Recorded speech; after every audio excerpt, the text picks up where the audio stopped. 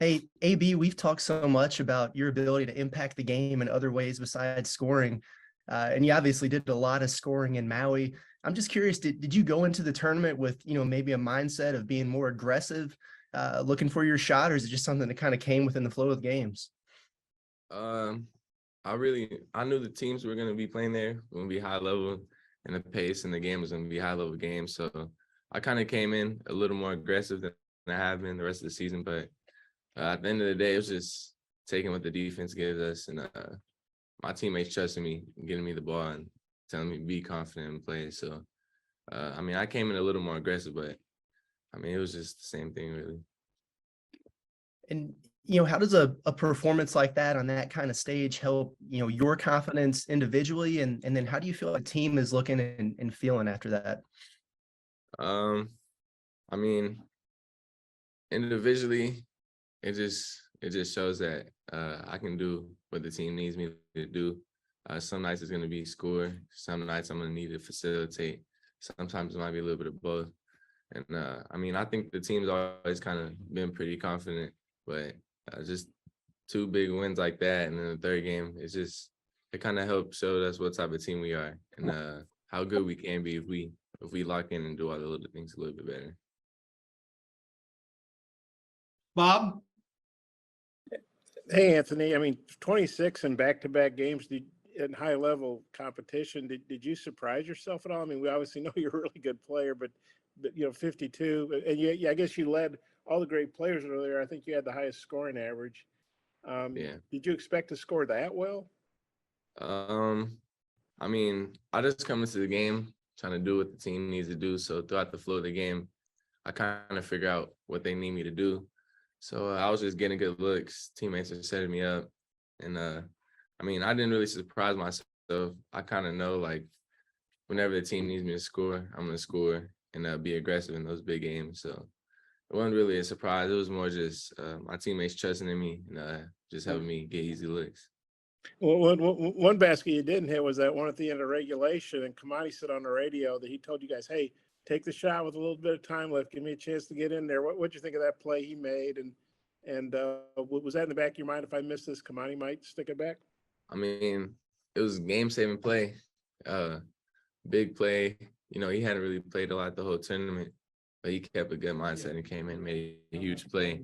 So, going to the rim, Kamani in the game, it's kind of a little bit of a safety valve because, if there's time, he could possibly get the rebound. So shot went up. It kind of felt a little off, so I kept going, but Kamani got that board, and it was big for us. And then we saw Nick on the bench. He was pretty active. I guess his knee must be feeling a little bit better. But how would you say Nick's doing? I'm sure he's anxious to play, but how would you say he's doing? And how would you say you guys have done without him? You've done pretty well, it looks like. I mean, that's really up to Nick, to be honest. But he's high in spirit. He's been a good teammate for us, and we just try to continue to play hard without him, even though we miss him, and we know how much better he makes us. But yeah, that's all up to him. I can't really tell you. I don't really know how he's feeling, but I just know he's super high in spirit, and he's being a real good teammate. And then you guys, 3 games in 3 days, high-level games, long trip home. Are you guys going to be ready for Monday? I know you're young and everything, but how do you feel about, I guess, coming off the high of that experience and then getting back into the regular season? Um, I mean, we're a little banged up across the board, pretty tired from those 3 games, but we're gonna do the best we can to prepare for Troy on Monday, and just get the right combination of practice and rest. And I think after that, we'll be ready to play on Monday. Okay, thank you. I might have a couple more, but I'll turn back to Mike. Thank you. Scotty? I don't know there's a whole lot left to ask, but I'll go with like what are some like your overarching takeaways just from the team as a whole over those 3 games? Like what did you learn about the guys? I think we showed great toughness in the fight. I think at one point in the Crane game we were down 12, and then that San Diego State game we were down. So we just battled all weekend really. It's tough to play 3 games back to back to back. and we had guys playing a lot of minutes consistently. So I just saw a lot of fight from the team, and we really came together. We were all pulling for each other, and we all just wanted to win. So, I mean, we were pretty tough this weekend, and we battled all weekend. I think you mentioned a couple weeks ago that you've maybe never been defended like you are now. I'm curious how you've adjusted to that, or what adjustments you've made to, I guess, have the scoring games that you've had recently.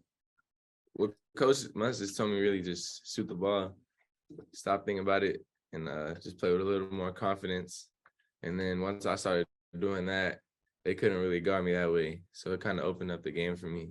And like those games where they're guarding me like that, it was hard for me to just do whatever. So once I shot the ball, I started opening it up and making the game easier for me.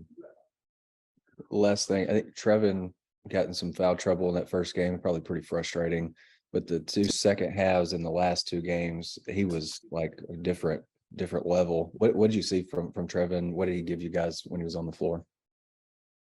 Just what we know he can do. Shot the ball well, blocked shots at a pretty high level. We rebounded, defended, despite being in foul trouble. I mean, he's a special talent. He just showed that this weekend. I think if he would have stayed out of foul trouble, his numbers would have been a little bit higher than they even were. But we really just saw the Trevin we know, and he really just rose to the occasion in the big games. Any other questions for Anthony? Yeah, I had one more if it's okay. We saw Ricky, I guess, Wednesday night. He was 0 for 7, missed the dunk. You're thinking, man, he played 40 minutes last night. He doesn't have his legs. He's spent. And then he ends up hitting 6 out of 12 and scoring 19 or whatever it was. What'd you think of how he kind of battled through some adversity, he wasn't having a good game, and then he just kind of, got back to playing the way he had been? I mean, Ricky's one of our best shot makers, so we kind of just told him keep shooting, keep being aggressive, and we needed him to keep being aggressive that game, to be honest. And they just started falling, so that's what we knew was going to happen as long as he was still aggressive. And I mean, he was really big for us down the stretch. Like, we really went to him a lot, and he answered. So he really just did that all weekend. So it was just a big tournament for him. And did you guys sleep all the way on that 10-hour flight or whatever it was? And did you guys sleep when you got home, or what was that like back and jet lag? I mean, the sleeping arrangement was a little off on the plane, but I probably woke up like 5 or 6 times. But other than that, we were all trying to sleep. We were tired. Yeah. Are you feeling okay now physically? Yeah. Oh yeah. Physically, yeah. Still just a little bit tired though.